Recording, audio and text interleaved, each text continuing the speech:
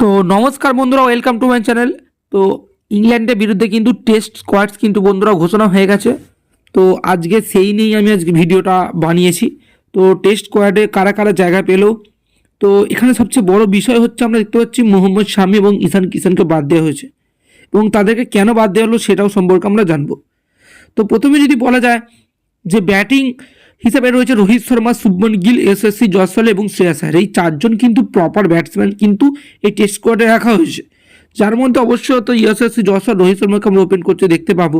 তো যদিও ওপেনার নেস এবং প্লেইং ইলেভেন নিয়ে আমরা অন্য ভিডিওতে আলোচনা করব। তো এই চারজন কিন্তু ব্যাটিং হিসেবে সুযোগ পেয়েছেন। উইকেট কিপারে কিন্তু বেশ চমক রয়েছে KL রাহুল, KS ভরত এবং ধ্রুব জুয়েল। তো ধ্রুব জুয়েলের হয়তো ডেবিউ হতে পারে। তো উইকেট কিপার হিসেবে এই তিনজন এবং ব্যাটসম্যান হিসেবে এই চারজনকে রাখা হয়েছে এবং স্পিন বোলিং অলরাউন্ডার রূপে রাখা হয়েছে রবিচন্দ্র অশ্বিন, রবীন্দ্র জাডেজা, অক্ষর প্যাটেল। তো এই তিনজনকে এবং হচ্ছে স্পিন বোলিং শুধুমাত্র প্রপার স্পিনার কিন্তু একজনই রাখা হয়েছে, সেটা হচ্ছে কুলদীপ যাদব। এবং ফাস্ট বোলিং ডিপার্টমেন্টে রাখা হয়েছে চারজনকে, মোহাম্মদ সিরাজ, মুকেশ কুমার, জাসপ্রীত বুমরা এবং আবেশ খান। তো এখানে প্রসিদ্ধ কৃষ্ণা কিন্তু বাদ পড়েছে। তো প্রসিদ্ধ কৃষ্ণা বাদ করেছে, ভালোই হয়েছে। প্রসিদ্ধ কৃষ্ণা সেরকম কোনো একটা সুবিধা করতে পারছিল না, তার জায়গায় হচ্ছে মুকেশ কুমার, সিরাজ, আবেশ খান মোটামুটি এরা তো চলবে। তো যাই হোক, অন্যদিকে আবার ভুবনেশ্বর কুমারও কিন্তু খুব দুর্দান্ত, যে ডোমেস্টিক ক্রিকেটে কিন্তু ভালো বল করছে, 7-8 করে উইকেট নিচ্ছে। তো বিচারক মণ্ডলীরা তারা দেখেনি, হয়তো তার দিকটা দেখলে ভালো হতো। তো এইটাই টেস্ট স্কোয়াড ছিল।